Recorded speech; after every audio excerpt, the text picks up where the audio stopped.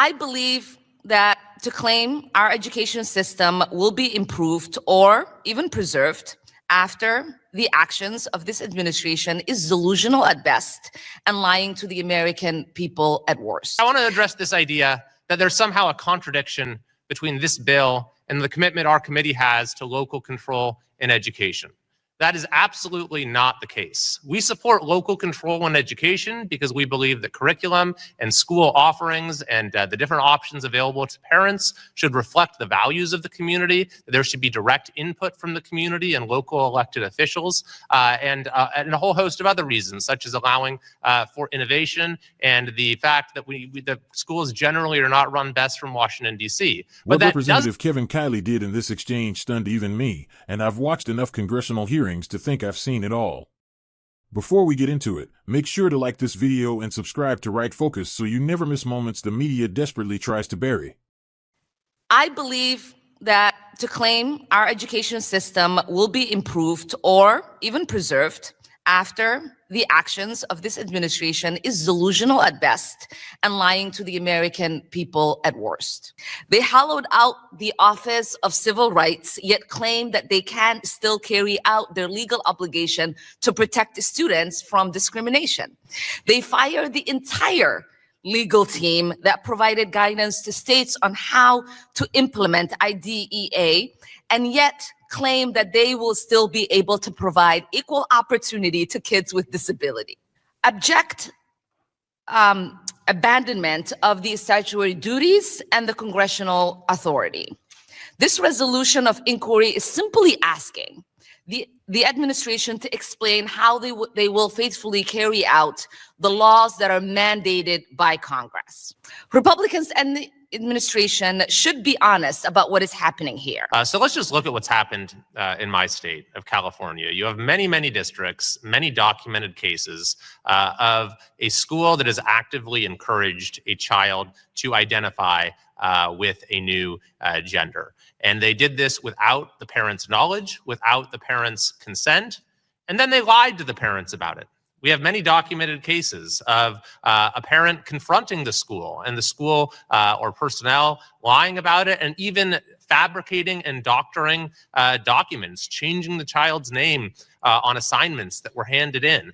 I mean, just imagine what this looks like in practice if you are not allowed to say that the child is using a different name or a different gender identity. So you're using one name and one set of pronouns with the child in class, and their parents come in and suddenly you have to switch. You're using a different name and a different set of pronouns.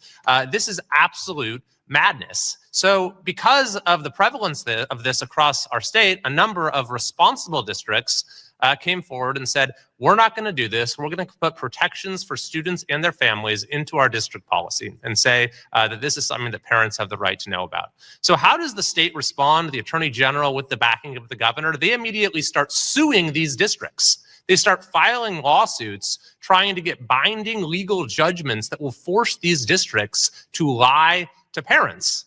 And then on top of that, the supermajority legislature passes a bill and the governor signs it that, as a matter of state law, says that we are not going to allow districts to tell parents the truth.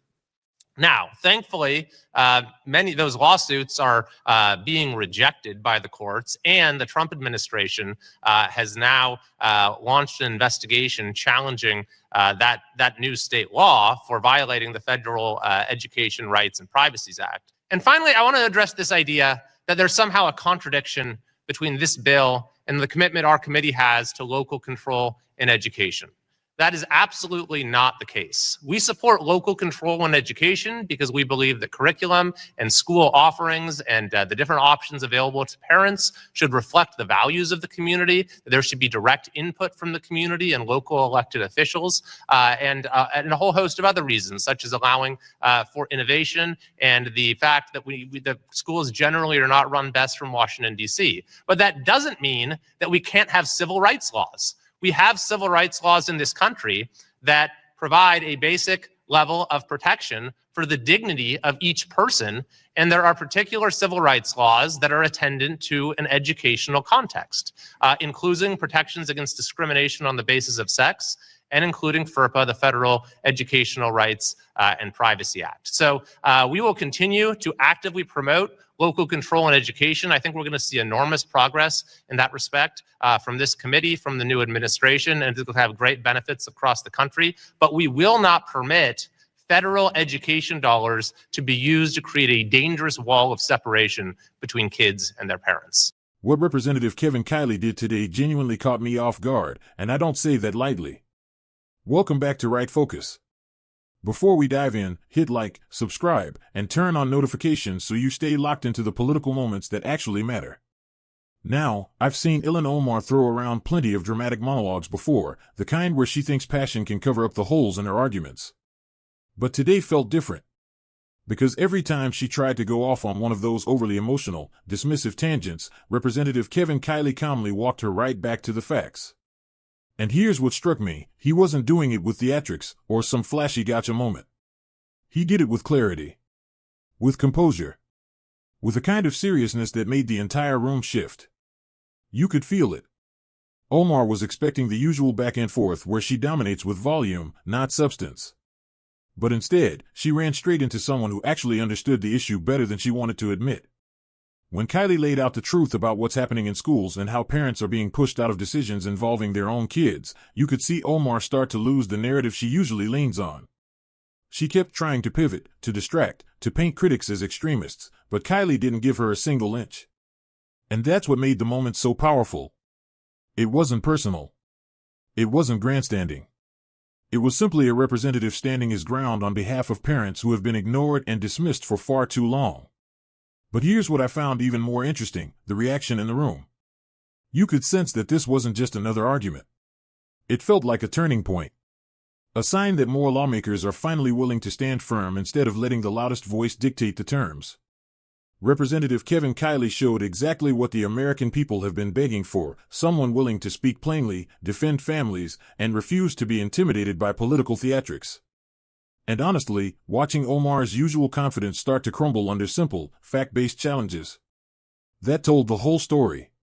She didn't have control of the moment, and she knew it. If this is what the next generation of leadership in Congress looks like, then I think the country is in far better shape than the media would have you believe. If you're tired of the same old one-sided narratives and want to see more breakdowns like this, make sure to like the video, subscribe to Right Focus, and share this everywhere.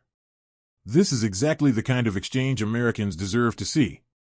This is Right Focus. Stay informed, stay engaged, and stay proud to stand for the truth.